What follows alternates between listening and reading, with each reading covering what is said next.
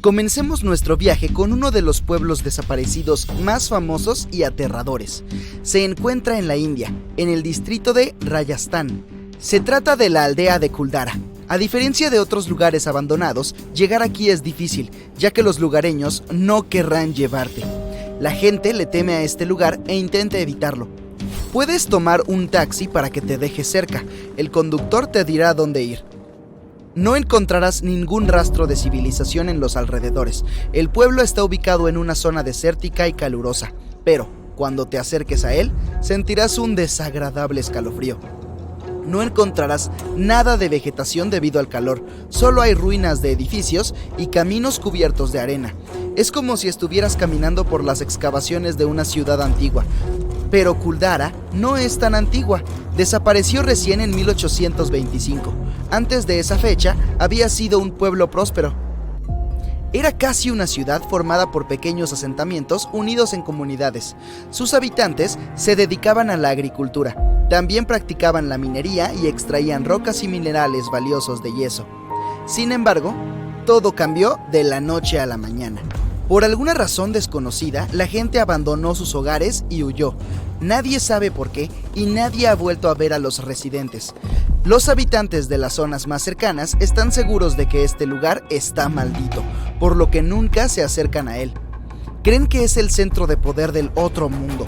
Algunas personas se sienten enfermas aquí, otras afirman ver fantasmas y otras experimentan un miedo irracional.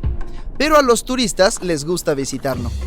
La versión más sencilla y menos terrorífica afirma que la gente abandonó el pueblo por falta de agua.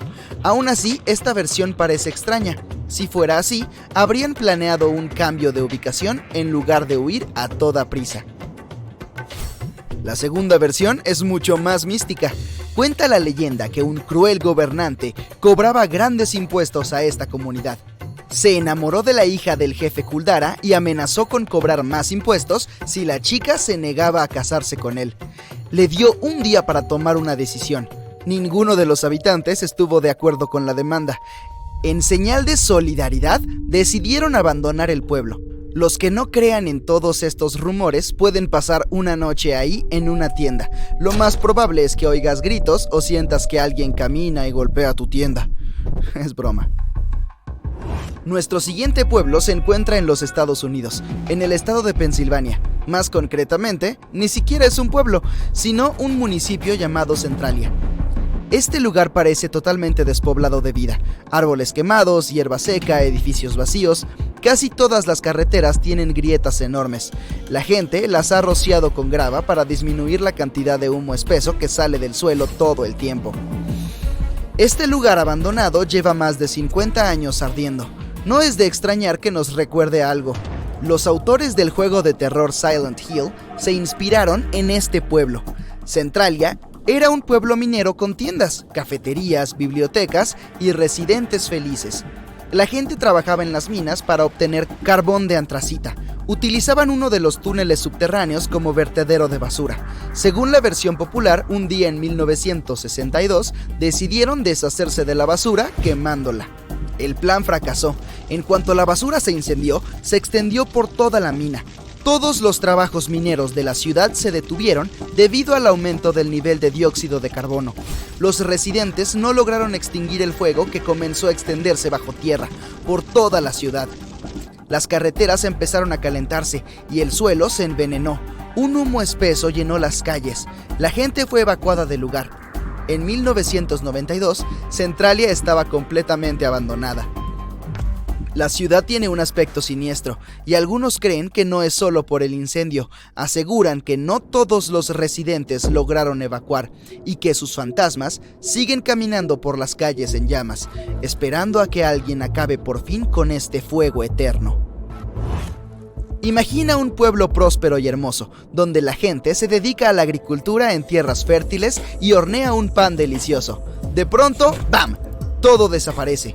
Solo quedaron rastros en el suelo y un par de ladrillos de hermosas casas de piedra, molinos y capillas.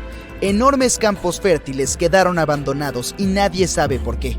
Bienvenido al pueblo inglés de Gainstrope en Lincolnshire, o más bien lo que queda de él. Desde arriba verás las murallas de tierra en un campo cubierto de hierba, los contornos de los caminos, las hondonadas y los contornos apenas reconocibles de los muros de las casas y los graneros. Si vienes aquí puede que ni siquiera notes las huellas del pueblo. Es solo un inusual campo verde, pero en el siglo XVII la vida prosperaba. Intentemos resolver este misterio. La primera mención de este lugar se remonta a 1086. Yo aún no existía. Ya era un lugar próspero en aquel entonces. Había unos 19 campos fértiles, una capilla, un molino, un puente y una casa solariega donde vivían los señores. En total había unos 25 edificios. En los registros que datan del siglo XVI, se puede comprobar que aparecieron canteras en el pueblo. En otras palabras, no solo se enriqueció, sino que siguió el ritmo del progreso. Luego, en 1616, quedó completamente abandonado. Los científicos siguen buscando una respuesta a esta pregunta. Algunos creen que le ocurrió algo terrible y místico. Una de las principales hipótesis que explican lo sucedido es la peste. Otra versión afirma que Gainsborough le perdió el paso al progreso. En el siglo XVII se produjo la transición de la vida rural a la urbana. La industrialización había comenzado. Muchos jóvenes abandonaron sus pueblos natales en busca de una vida mejor. Algunos creen que unos grupos de ladrones y asaltantes se instalaron en el pueblo, convirtieron a Gainsborough en su base y acabaron por saquearlo todo. El motivo exacto sigue siendo desconocido, pero la buena noticia es que, en teoría, la aldea puede ser recuperada. Los especialistas pueden reconstruir las ruinas y recrear la agricultura. Sin embargo, lo más difícil es conseguir financiación. Un destino similar corrió el pequeño pueblo de la isla de Achill, en Irlanda. Unas 40 casas sencillas de arcilla y paja se situaban a lo largo del valle bañado por la bahía de Kim, y era un lugar fantástico para vivir. Costas, montañas, agua cristalina y tierra rica. El pueblo se fundó en 1838. Ahora quedan varios montículos de tierra y pequeños fragmentos de muros.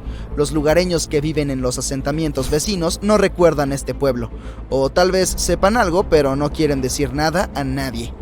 Solo los escritores de viajes lo describen en sus diarios como un lugar de belleza serena. Muchos pueblos cercanos siguen existiendo, pero ¿por qué este ha desaparecido? ¿Un fenómeno inexplicable que barre pueblos enteros de la faz de la Tierra? ¿Una fuerza mística desconocida que asusta? Si no hay nada fantástico en la desaparición de este pueblo, ¿por qué no se construyen casas nuevas aquí? Tal vez le temen a algo. Los estudiantes de la escuela de arqueología local decidieron encontrar la respuesta a esta pregunta y excavaron en busca de pistas. Descubrieron que este lugar sufrió algún tipo de problema a mediados del siglo XIX, pero no se sabe exactamente qué. En aquella época se produjo un terrible periodo de hambruna.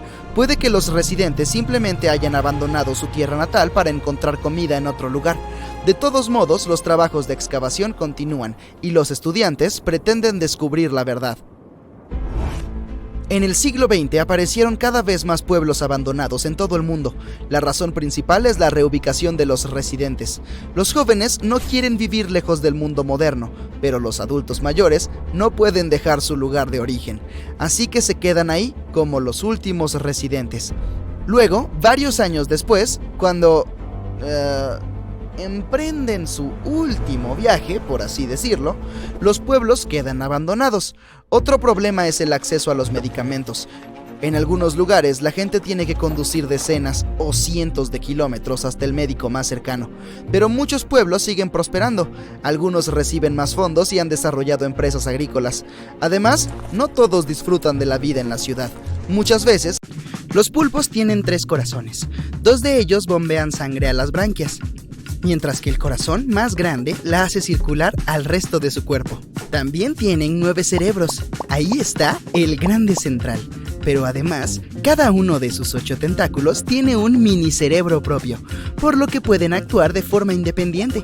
Dado que cada tentáculo tiene su propio cerebro, el central solo envía una señal de alto nivel al tentáculo.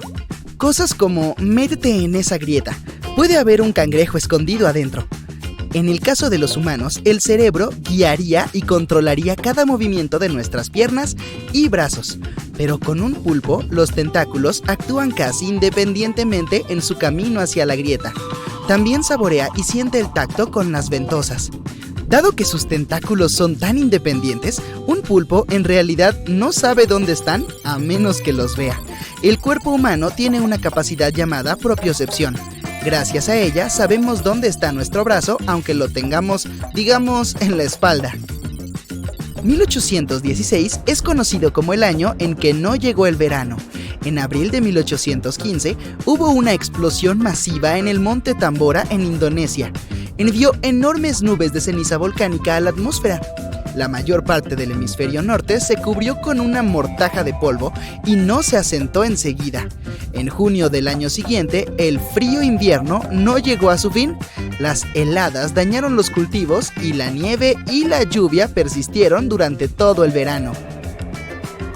En Islandia encontrarás algunos de los paisajes más impresionantes de nuestro planeta. Montañas escarpadas, fiordos, géiseres calientes, campos de hielo tallados en el paisaje. Impresionantes pero intrigantes playas de arena negra, como la playa Reynisfjara. La mayor parte de la arena de las playas generalmente se forma a partir de rocas que se han desmoronado debido a los cambios climáticos y la erosión a lo largo de miles o incluso millones de años. Pero en Reynisfjara, la arena es de un llamativo color negro, y esto se debe a la actividad volcánica. La lava salió de un volcán en erupción, subió a la superficie, se enfrió y luego se endureció en el océano Atlántico, creando este tono negro tan fascinante. Esta playa es mágicamente deslumbrante, pero también muy peligrosa debido a las ondas Sneaker. Es cuando algunas olas más pequeñas se unen en una sola realmente grande. Este fenómeno puede ocurrir cuando las corrientes oceánicas juntan las olas o, en caso de Reynisfjara, cuando dichas olas provienen de un acantilado subterráneo en alta mar y tienen un efecto de atracción aún más fuerte. Teniendo en cuenta también las bajas temperaturas del océano, definitivamente es mejor simplemente tomar fotografías desde un lugar seguro. Algunos árboles hablan entre sí. No como lo hacemos nosotros, por supuesto, pero, por ejemplo, las acacias que crecen sobre la sabana africana pueden advertirse entre sí si se avecina algo peligroso. Cuando algunos animales, como los antílopes, engullen sus hojas, el árbol inmediatamente comienza a producir más tanino que es tóxico para los animales. También emiten un tipo especial de gas que viaja por el aire y advierte a otros árboles que también deben protegerse. Estás mirando las estrellas en una noche tan fría y entonces un destello de luz brillante atraviesa el cielo nocturno.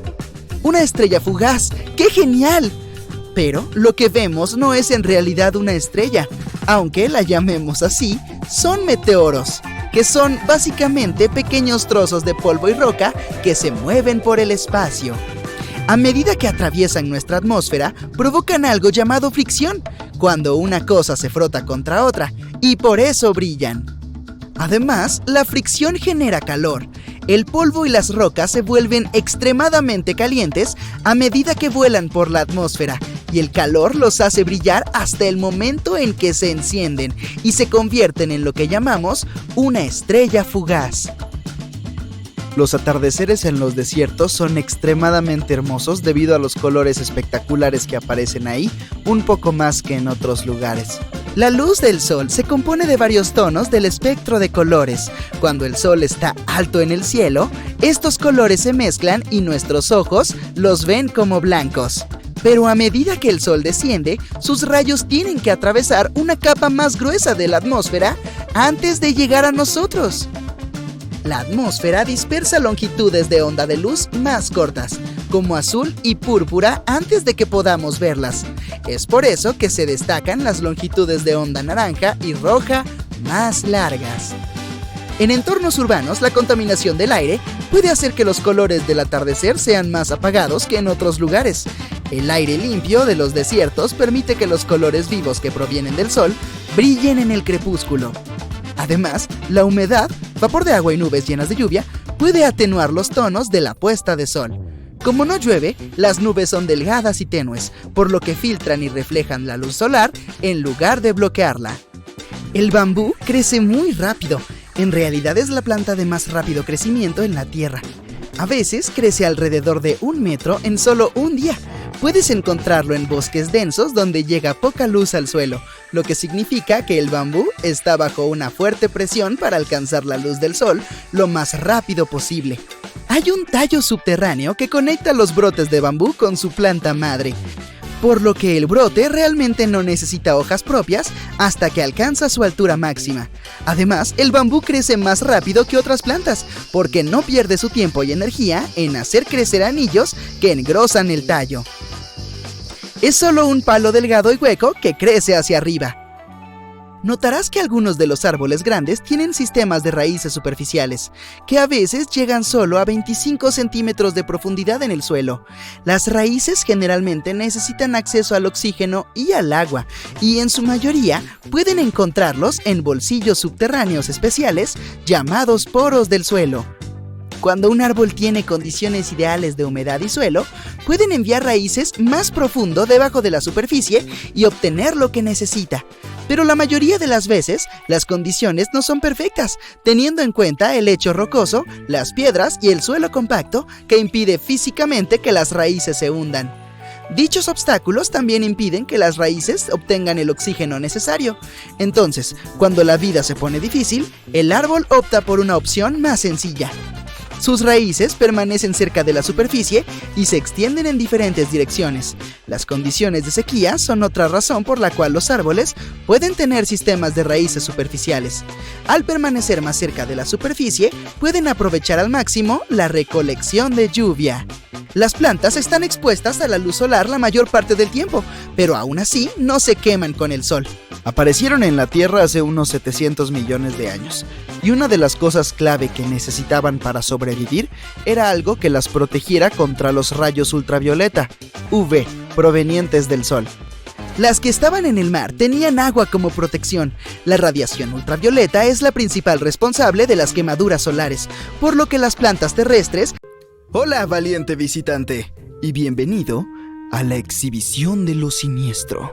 Pero cuidado, esta será una experiencia escalofriante para ti. Ni siquiera Sabrina la bruja pudo con estas fotos. Ahora, si tienes lo que se necesita para saltar al túnel de las rarezas, comencemos. La primera foto te transportará a Belfast, de 1900. Muestra a 15 mujeres que eran trabajadoras en una fábrica de lino. Si calculamos cuántas manos tienen 15 personas, serían 30, ¿no? Pero mira bien la foto y verás que hay una mano extra que no le pertenece a ninguna de las chicas de ahí. Todas están dispuestas en filas con los brazos cruzados sobre el pecho y las manos debajo de los brazos. Solo hay una excepción, y es la mujer que está en la segunda fila, con una mano en la cadera y la otra a un lado. Era una rebelde. Pero la misteriosa mano en posición de garra no es suya ni de alguien que esté cerca de ella. En realidad, está descansando sobre el hombro de una chica al otro lado de la misma fila, y no hay nadie más a quien la mano pueda pertenecerle. Aunque tiene un siglo de antigüedad, la fotografía apareció por primera vez en internet en el 29 de abril del 2016. Fue enviada a un sitio web por una mujer llamada Linda, quien identificó a la chica con la mano en el hombro como su abuela, Ellen Donnelly. Pero ella nunca comentó a quién podría pertenecer esa mano. Lo que es aún más extraño es que no hay evidencia alguna de que la foto haya sido alterada digitalmente. Entonces, ¿de dónde vino esa mano solitaria? El Photoshop no existía en esa época, pero esto no significa que los fotógrafos no tuvieran las habilidades necesarias para editar sus fotos. Aunque no era posible agregarle una mano a una foto, seguramente podían eliminar objetos o personas no deseadas simplemente cortándolos con unas tijeras. Luego, los fotógrafos dibujaban lo que querían que estuviera en la imagen con lápiz o carboncillo. También podían combinar múltiples negativos para crear una sola imagen. Hay una respuesta más sobre el origen de la mano. Aunque la fotografía instantánea ya existía en el siglo XX, algunos fotógrafos todavía usaban la técnica de exposición prolongada para captar el momento.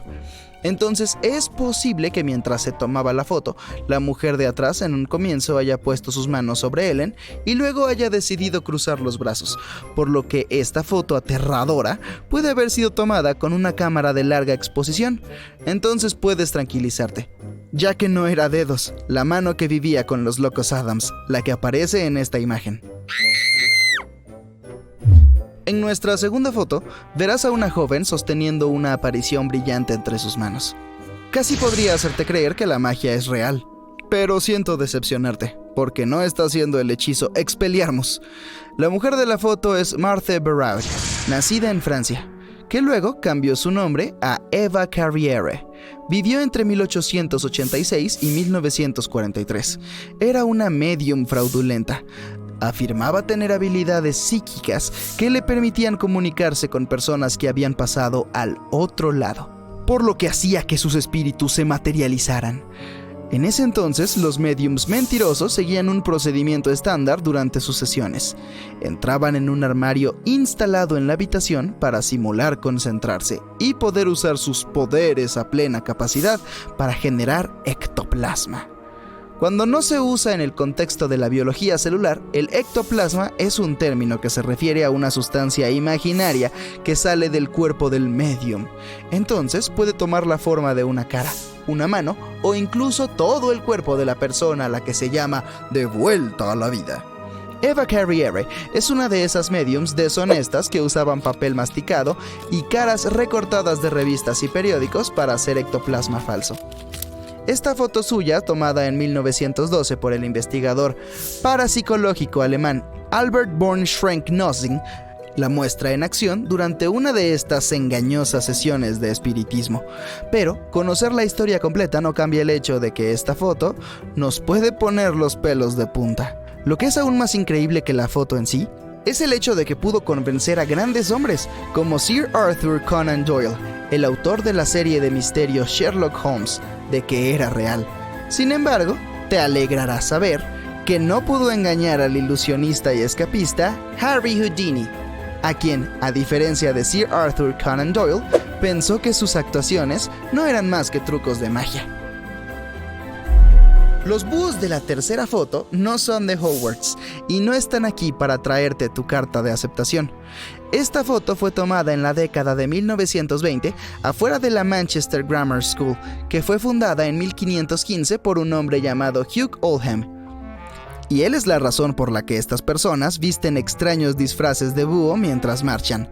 Hugh Oldham nació en Manchester. No era un erudito a pesar de haber asistido a las universidades de Oxford y Cambridge. Bueno, la matrícula era más barata entonces. Sin embargo, estaba en el servicio real y gracias a sus habilidades administrativas fue favorecido con títulos importantes.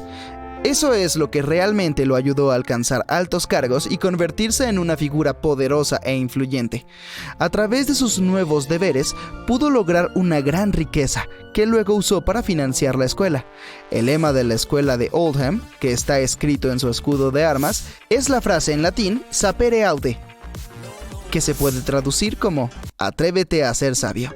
Hasta el día de hoy la escuela tiene el mismo lema, pero la elección del búho no simboliza la sabiduría como se podría pensar.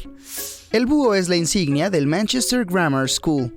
Lleva una pancarta con la palabra dumb. Si lo lees como se leería un pictograma, por supuesto, en inglés, porque, bueno, estamos hablando de un lugar en el Reino Unido, llegarás a Old Dumb, que en realidad es una referencia a Hugh Oldham. Si miras la cresta de la ciudad de Oldham, verás que es muy similar a la de la escuela. Esta elección se hizo para reflejar la pronunciación de Oldham en el acento local, que es Oldham. En consecuencia, rendir homenaje a su padre fundador es la razón por la cual la mascota de la escuela y la ciudad es el búho, que, como ya habrás adivinado, se dice owl en inglés. Entonces, ten la seguridad de que no está sucediendo nada siniestro ni extraño en esta foto. ¿Qué tal algo dulce después de todas estas cosas espeluznantes? La cuarta foto nos muestra a un niño inocente cuyos ojos gritan ¡ayúdenme! Pero no te preocupes, no lo está sosteniendo nadie aterrador. La criatura en la que parece estar sentado es en realidad su madre. A esto se le llamaba fotografía de madre oculta y era en realidad muy común en la época victoriana. En la década de 1840, la única forma en que las personas podían tomarse fotos era con una cámara de daguerrotipo, que fue la primera cámara fotográfica desarrollada para uso comercial. Estas cámaras tenían tiempos de exposición que iban desde decenas de segundos hasta varios minutos. Entonces, uno tenía que permanecer perfectamente quieto durante todo ese tiempo para obtener una imagen clara. Pero, como puedes imaginar, no era fácil que un niño se quedara inmóvil durante tanto tiempo. Y tampoco podías decirle, haz una pose, a un bebé. Entonces, esta es la razón por la cual nació la técnica de la madre oculta. Los niños eran fotografiados con sus madres presentes, pero mami tenía que estar escondida dentro del marco para lograrlo. A menudo se paraban detrás de las cortinas, debajo de capas o mantas, o actuaban como sillas. A veces los fotógrafos eliminaban la parte de la fotografía donde se veían las mamás. ¡Qué penurias las que tenían que pasar sus madres por sus hijos! Bueno, eso no ha cambiado. Algunas de las fotos resultaban bastante bien, pero muchas de ellas terminaban pareciendo una pesadilla. Esta técnica se siguió utilizando hasta la década de 1920, pero a medida que las cámaras se volvieron más rápidas, las mamás ya no tenían necesidad de esconderse. Al menos hasta que las fotobombas se convirtieron en...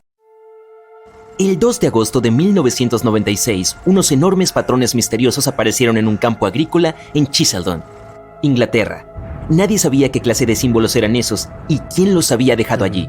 Tan pronto como las noticias locales informaron sobre el hecho, la gente inmediatamente comenzó a hacer sus conjeturas. La versión más popular fue que era un mensaje de una civilización que vive en otro planeta. Los primeros círculos de cultivos aparecieron en los años 70 en muchas áreas de los Estados Unidos e Inglaterra. Algunos comparaban estos símbolos con los escritos de los antiguos mayas. Otros pensaban que eran mensajes sobre el apocalipsis que se acercaba. Unos pocos dudaban que sus autores fueran de otra civilización. Sin embargo, el patrón geométrico en Cheseldon resultó ser diferente a todos los demás debido a un evento que sucedió 8 años después. En 2004, un hombre de Nuevo México encontró una piedra extraña a 18 kilómetros de Roswell. La roca tenía el mismo patrón que el círculo de la cosecha en Cheseldon. Vale la pena señalar que Roswell se convirtió en un lugar famoso luego de que, según rumores y leyendas, una nave espacial de otro planeta se hubiera estrellado allí. Por eso, cuando el granjero encontró la piedra y subió su foto a internet, mucha gente pensó que era parte de esa nave espacial.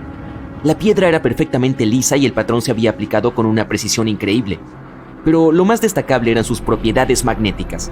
Giraba en sentido contrario a las agujas del reloj cuando la gente colocaba un imán junto a su parte norte. Cuando ponían el imán cerca del lado sur, la piedra giraba en la otra dirección. La tomografía computarizada y los rayos X mostraron que no había ningún elemento dentro de la piedra que pudiera causar la rotación. Era solo un trozo de roca lisa. Pero, ¿era la roca de Roswell realmente parte de una nave espacial? Para responder a esta pregunta debemos trasladarnos a Inglaterra, al año 1976. Un artista llamado Doug Bauer se encontró con su amigo Dave Shorley y lo invitó a crear una performance impresionante. En ese momento, la gente solo sabía sobre los patrones extraños en los campos por algunos libros y registros. Y por supuesto, ninguno de estos casos había sido confirmado. Los dos amigos sabían que todo esto no eran más que mitos.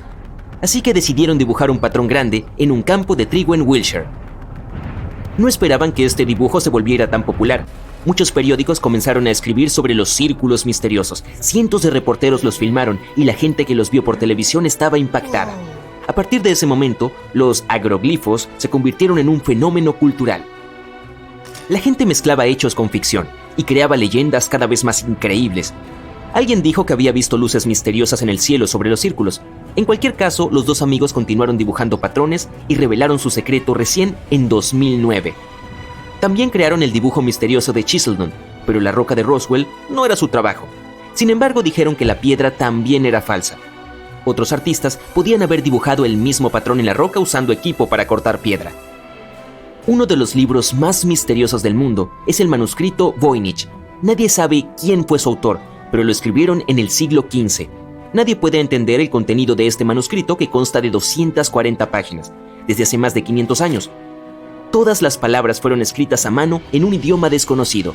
Casi todas las páginas están decoradas con extrañas imágenes de figuras femeninas y plantas desconocidas.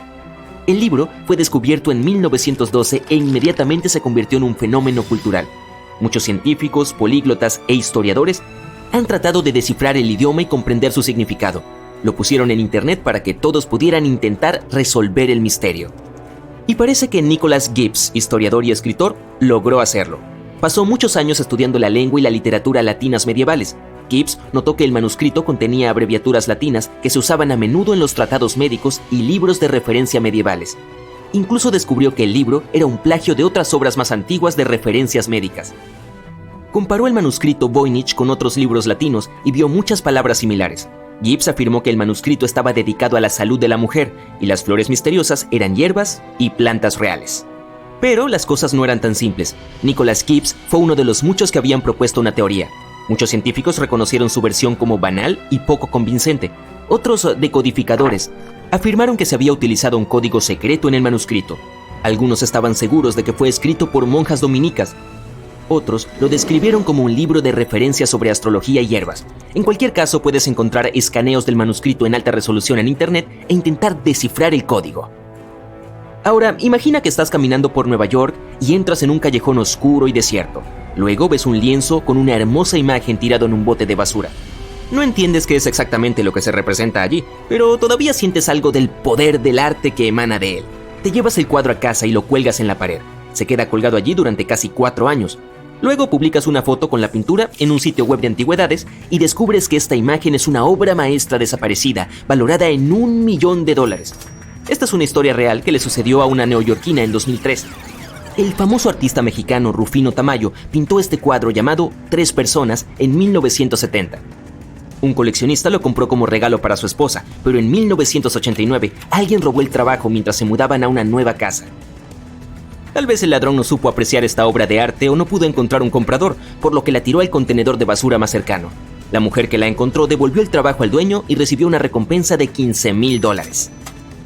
Las pinturas costosas terminan a menudo en botes de basura. Van Gogh entregó sus obras a varias personas, pero en ese momento no las tomaron en serio. Cuando estas pinturas se encontraron muchos años después, su valor se estimó en decenas de millones de dólares.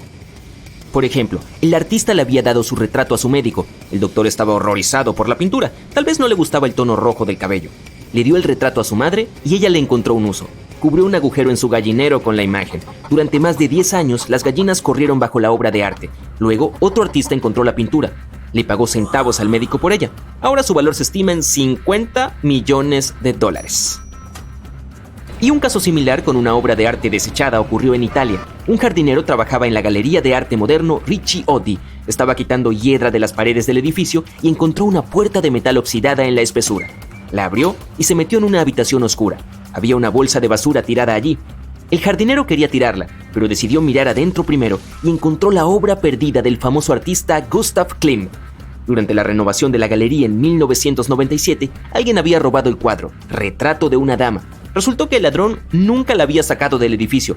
Su valor se estima en $66 millones. En 1901, unos recolectores de esponjas de mar descubrieron un cofre misterioso en las aguas del mar cerca de Grecia. Dentro había un objeto extraño, similar a un reloj mecánico y del tamaño de una caja de zapatos. El hallazgo atrajo la atención de los arqueólogos. Rápidamente establecieron que este artículo fue creado en la antigua Grecia hace unos 2200 años. Lo llamaron el mecanismo de Anticitera. Ahora está en el Museo Arqueológico Nacional de Atenas. Los científicos han descubierto que este objeto tiene solo 82 fragmentos, un tercio del mecanismo original. Todavía se desconoce quién lo creó y cómo funciona, pero los expertos creen que se trataba de una computadora mecánica con engranajes de bronce y otras partes. La gente la usaba para hacer cálculos astronómicos. El dispositivo podía rastrear los movimientos del Sol, la Luna y 5 planetas del Sistema Solar. Los expertos todavía están tratando de descubrir todas las propiedades de esta máquina. Se considera que es la computadora más antigua de la Tierra. Demuestra que el nivel de tecnología hace 2000 años era mucho más alto de lo que podíamos imaginar. Estos son los 3 términos que debes conocer si te gusta comprar piezas históricas: retro, vintage y antigüedad. Y no significan lo mismo. Si quieres asegurarte de que el producto que compras sea auténtico, recuerda estos consejos. Si un objeto se vende como retro, significa que debe tener al menos 20 años. Los objetos vintage suelen tener unos 40 años, mientras que los que han superado el siglo son antigüedades. Antes de ir a una tienda de segunda mano, revisa el ático de tu abuela. Es posible que encuentres objetos que funcionan y que pueden valer mucho dinero, dependiendo de su edad y estado, como las viejas cámaras Polaroid, por ejemplo. Muchos coleccionistas están dispuestos a pagar un buen dinero para que revelen una foto ante sus ojos. Una cámara Polaroid de lujo con un estuche de oro y cuero puede valer hasta $500, así que mantente atento a ellas. Lo mismo ocurre con los discos viejos. Los vinilos que tienes guardados en el garaje han vuelto a estar de moda, así que echa un vistazo a tu colección. Puede que haya algún tesoro escondido. Los viejos discos originales de Elvis, por ejemplo, se pueden vender por un mínimo de $100. Tal vez puedas reutilizar algunos objetos de tu propia casa. Una puerta de caldera antigua puede mejorar tu chimenea, sobre todo si buscas un aspecto no tan moderno. Los carteles publicitarios vintage se usan mucho en proyectos de diseño de interiores gracias a sus dibujos coloridos y sus fuentes impresionantes. Todo es útil, desde los carteles de cine hasta los anuncios de bebidas. Dependiendo de la calidad del papel, pueden ser muy valiosos. Si eres nostálgico y tienes el auto a pedales de tu bisabuelo en el garaje, debes saber que podría valer más de lo que crees. No te preocupes si tiene un poco de óxido. Un Lincoln a pedales de los años 30 puede venderse a unos $1000. Las piezas de automóviles son igual de valiosas para los coleccionistas interesados, así que no tires esas latas de aceite, insignias, carteles de autos o cualquier cosa relacionada con el mundo de los vehículos. Entre los artículos vintage que más se venden hoy en día están los juguetes, y los Lego siempre están de moda. Las figuras de personajes famosos del cine son realmente valiosas, así como las réplicas de castillos o edificios conocidos. Pero las más buscadas son las piezas que faltan de los sets valiosos. Pueden ser cualquier cosa, desde una ventana, un volante o un ladrillo de un color poco común. Los juegos de arcade antiguos también pueden valer mucho dinero, incluso si ya no funcionan correctamente.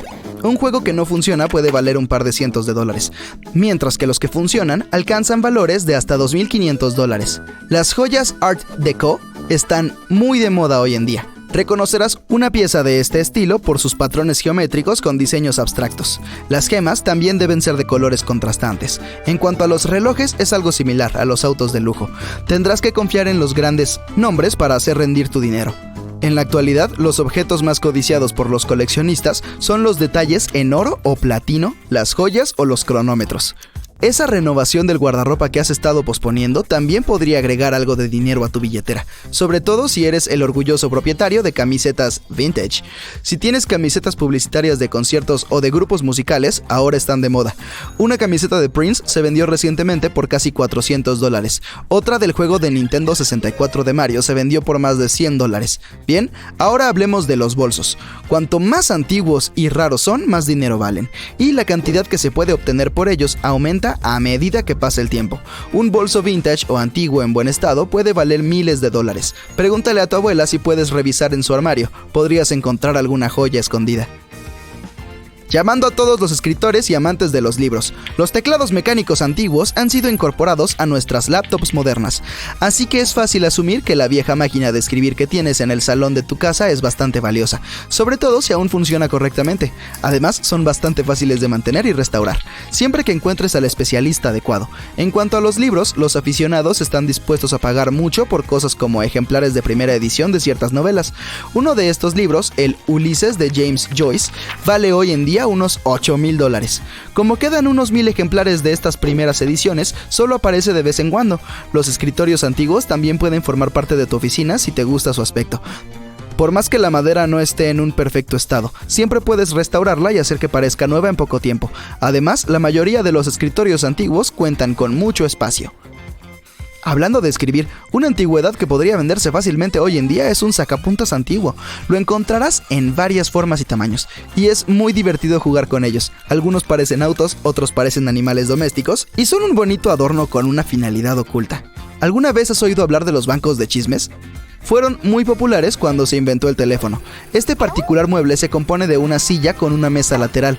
Algunos incluso tienen un espacio para guardar cosas, como un revistero o un cajón. Tras una rápida búsqueda en internet, verás que hay muchas opciones para elegir. Dependiendo de la región en la que se haya fabricado, pueden tener un aspecto más minimalista o más bello y ornamentado. El hecho de que algo sea antiguo no significa que no pueda ser reutilizado de forma creativa. Los propietarios de un edificio decidieron reutilizar una antigua farola como lámpara de techo. Simplemente le dieron la vuelta y la pegaron al techo. Supongamos que te encuentras con una antigüedad muy atractiva en tu tienda de segunda mano. Si no estás seguro de su valor, aquí tienes algunos consejos que pueden ayudarte a hacer una estimación razonable sin tener que consultar a un especialista.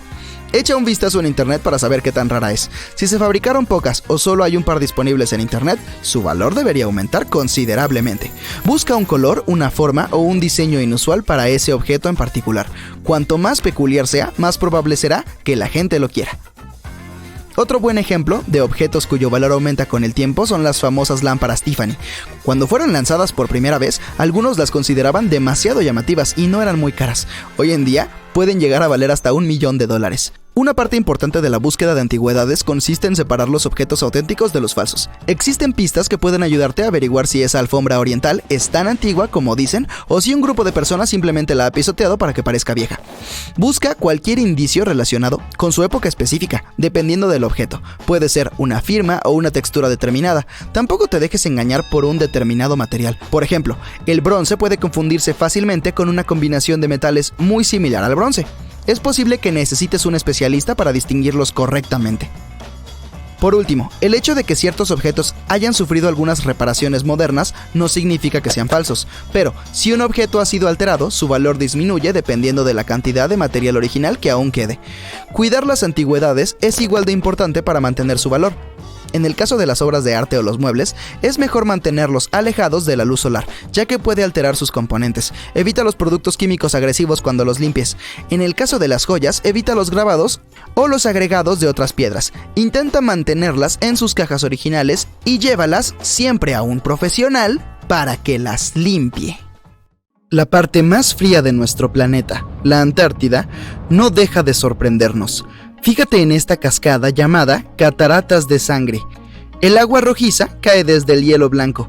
Los científicos concluyeron que el color está relacionado con el hierro. El agua procedente del glaciar se oxida cuando se expone al oxígeno y se produce el color rojo. Pisa el monte Gandeng. Pone huevos. Bueno, quizá no sean huevos de verdad, pero las piedras parecen ciertamente huevos de dinosaurio. De ahí la fama de la montaña. Los, llamémoslos, huevos de piedra se formaron en una parte de la montaña hace más de 500 millones de años. Curiosamente, este fenómeno se repite una vez cada 30 años. Los huevos salen en varios tamaños y tonos. Las piedras aparecen en la superficie del acantilado. Un estudio realizado en la zona ha revelado que la composición de las piedras del acantilado no es como la de otras partes de la montaña. Aquí predominan las rocas calcáreas. Son más propensas a la erosión y van cambiando día a día. Las piedras tardan 3 décadas en adquirir la forma de huevo, pero sigue siendo un misterio cómo estas formaciones rocosas pueden ser tan perfectamente esféricas y lisas. Según los científicos, todos los huevos de piedra tienen un núcleo orgánico. Están hechos de caparazones, restos de plantas, dientes de peces y esqueletos. Quizá esto tenga algo que ver. El pueblo de Gulu está cerca de los huevos de piedra. Los lugareños creen que son sagrados y los asocian con la buena fortuna. De hecho, casi todas las familias tienen uno de estos huevos en su casa. Por desgracia, solo quedan unos 70 huevos, así que si quieres verlos, tienes que darte prisa. La estructura de Richat es un fenómeno geológico circular ubicado en el desierto del Sahara, cerca de Mauritania. Está hecha de rocas en capas que se parecen mucho a anillos. No es de extrañar que esta estructura única haya llamado la atención de la NASA. Desde el cielo, el elemento geológico parece girar y dar vueltas. Los científicos aún no están seguros de cómo llegaron estos anillos. Algunos dicen que fue el impacto de un asteroide, pero muchos creen que se debe a un proceso geológico. Para ellos, la estructura de Richat es una cúpula levantada y erosionada. Los geólogos suelen clasificarla como un domo anticlinal. Los científicos descubrieron que las rocas del centro son más antiguas que las exteriores en forma de anillo. Por lo tanto, parece que las piedras han sido erosionadas hasta convertirse en capas de roca plana. De todos modos, no hay una explicación válida para este fenómeno, y el misterio de los 45 kilómetros del Sahara sigue sin resolverse. El número 4 es Rapa Nui, o Easter Island en inglés, pero seguro que la conoces como Isla de Pascua. Sí, tiene 3 nombres. Fue descubierta por Jacob Roggeveen, que en realidad nunca tuvo la intención de buscar esa isla. Simplemente aterrizó ahí un domingo, de ahí viene el nombre. Jacob debía encontrar Terra Australis.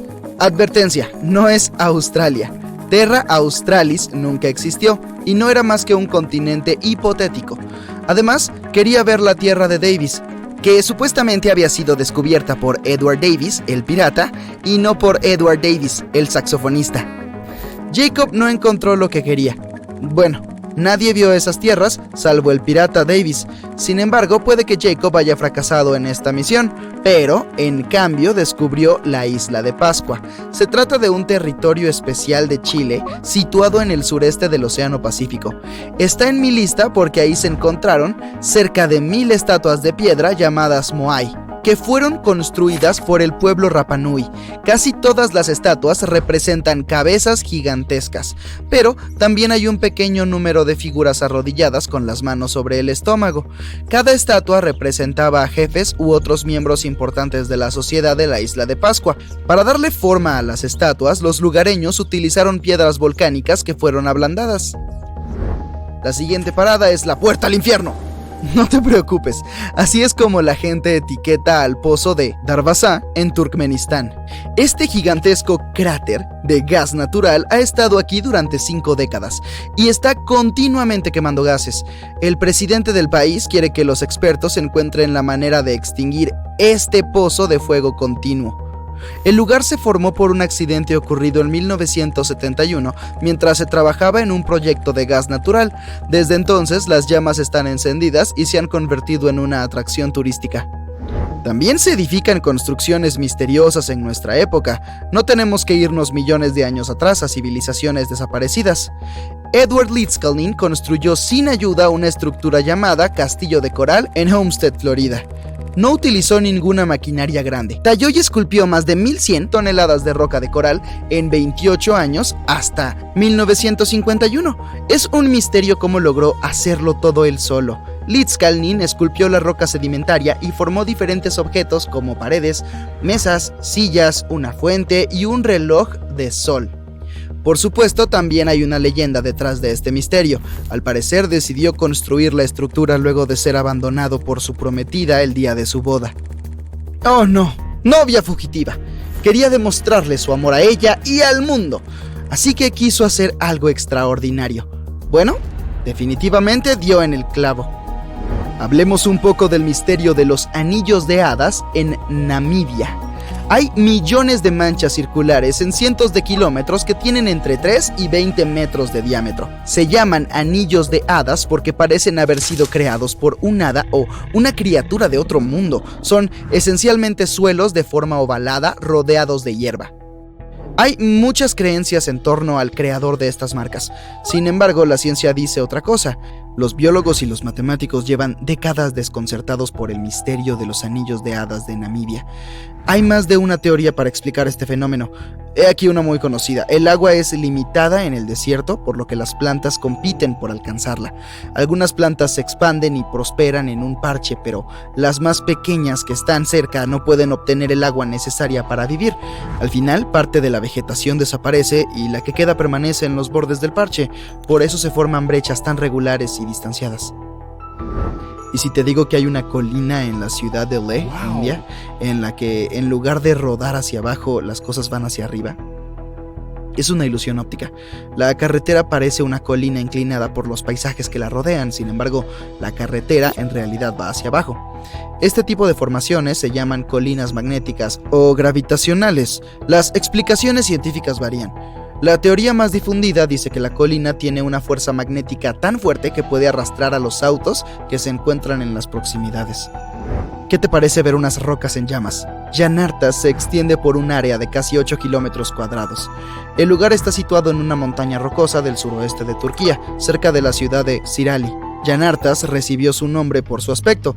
Significa literalmente rocas ardientes. Las piedras llevan ardiendo al menos 2500 años y probablemente lo seguirán haciendo durante las próximas décadas.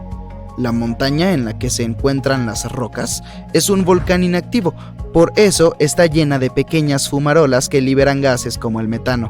El gas se enciende al entrar en contacto con el oxígeno y crea las llamas. Por cierto, antiguamente los marineros utilizaban este fuego como un faro natural, ya que está muy cerca del mar. Sin embargo, hoy es más bien una atracción turística. A los senderistas también les encanta. Ahora camina por el congelado lago Abraham en Canadá. En invierno, el agua congelada se llena de burbujas de hielo. Parece mágico, pero estos orbes blancos no son tan seguros. Están formados por gas metano, que es inflamable. ¡Uf! La belleza puede ser engañosa. La siguiente parada es en Racetrack Beach, en el Valle de la Muerte, Estados Unidos. Hay un lago seco con rocas en movimiento. Estas extrañas rocas parecen haber sido empujadas o arrastradas por alguien o algo. Dejan un rastro y misterio detrás. En la actualidad,